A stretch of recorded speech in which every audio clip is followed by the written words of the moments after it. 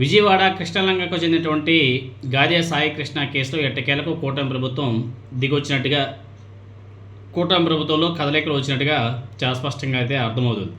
మొన్న జగన్మోహన్ రెడ్డి గారు వెళ్ళి ఆ కుటుంబాన్ని పరామర్శించిన తర్వాత కూటమి ప్రభుత్వంలో కొంచెం కదలిక అయితే మొదలైంది. ఏ విధంగా కదలిక మొదలైందంటే ఏకంగా నారా చంద్రబాబు నాయుడు గారు నిన్న వెళ్ళి ముఖ్యమంత్రి స్థాయిలో ఆయన వెళ్ళి ఆ ఫ్యామిలీని పరామర్శించాడు. ఆ బాధిత కుటుంబానికి అండగా నిలిచాడు.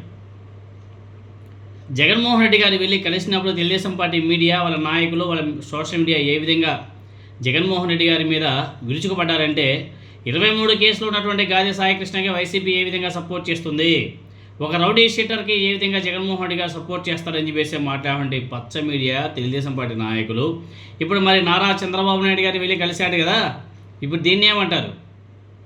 వాడెవడో తెలుగు 360 అంట, వాడైతే నా సామాన్యంగా బీభత్సంగా జగన్మోహన్ రెడ్డి గారి మీద విరుచుకుపడ్డాడు. మరి చంద్రబాబు నాయుడు గారు వెళ్ళి కలిశాడు కదా, మరి దాని మీద ఎందుకు విరుచుకుపడలే? నేరస్తుల కోసమే వైసీపీ ఆంధ్రప్రదేశ్ రాజకీయాల్లో ఎన్నడూ లేని విధంగా ప్రతిపక్ష వైఎస్ఆర్ కాంగ్రెస్ పార్టీ అధినేత జగన్మోహన్ రెడ్డి అనుసరిస్తున్న సరికొత్త పొలిటికల్ లైన్ ఇప్పుడు రాష్ట్ర వ్యాప్తంగా తీవ్ర చర్చకు విస్మయానికి దారితీస్తుంది. విజయవాడలో దారుణమైన నేరాల చరిత్ర ఉండే అదృశ్యమైన రౌడీ షీటర్ గాదే సాయి కృష్ణ కుటుంబ సభ్యులను పరామర్శించేందుకు జగన్మోహన్ రెడ్డి గారు స్వయంగా వెళ్లడం రాజకీయ వర్గాల్లో పెను దుమారం రేపుతుంది.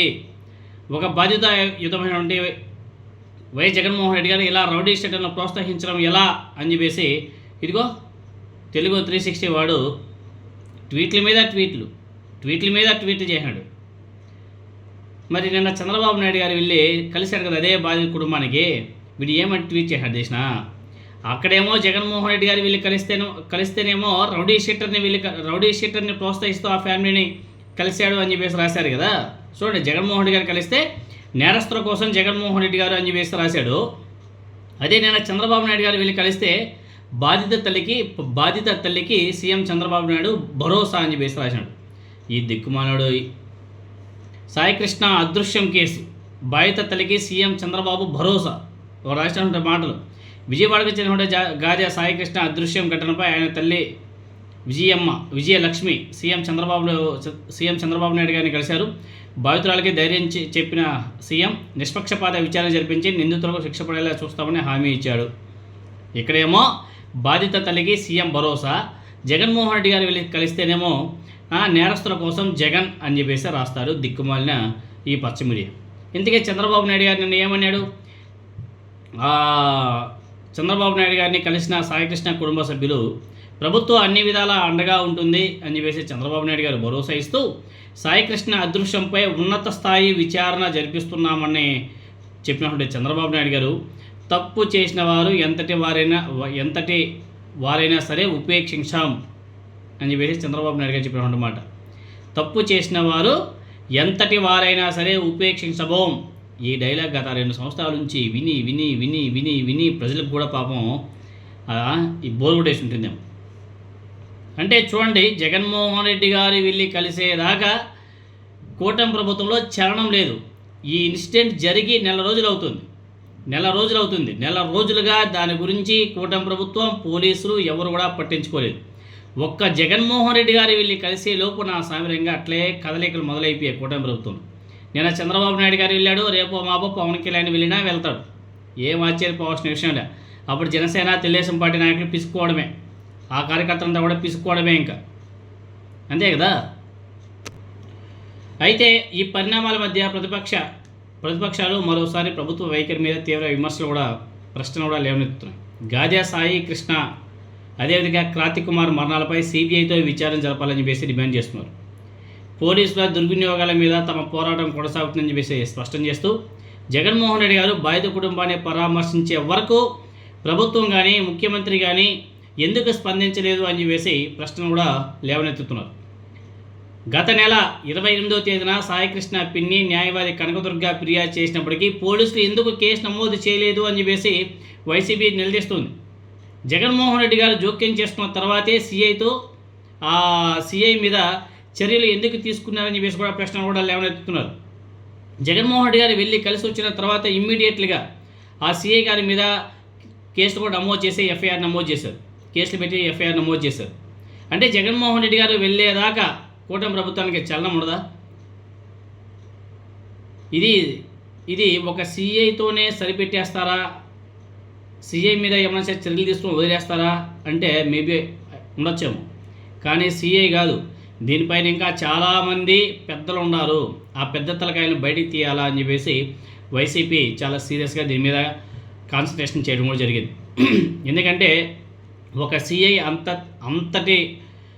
అంతదాకే వెళ్ళాడు అంటే దాని వెనక బ్యాక్ చాలా బిగ్ సపోర్ట్ ఉంటుంది. ఆ బిగ్ సపోర్టర్ ఎవరు అనేది తెలియాల్సిన అవసరం కూడా ఉంది. లాకప్ డెత్ అనేది మామూలు విషయం కాదు. లాకప్ డెత్ జరిగినట్లు ప్రభుత్వం పరోక్షంగా అంగీకరిస్తుంది. మొదట జరిగిన ఆ ఘటనని కప్పిపుచ్చే ప్రయత్నం జరిగిందని చెప్పేసి వైసీపీ ఆరోపణ కూడా చేస్తున్నారు. ఇక్కడేమంటే అన్ని వర్గాల నుంచి ఒత్తిడి పెరగడంతో ఇప్పుడు బాధితులకు న్యాయం చేస్తామని చెప్పేసి నారా చంద్రబాబు నాయుడు గారు కొత్త స్వరం కూడా వినిపిస్తున్నాడు. సో ప్రభుత్వానికి నిజంగా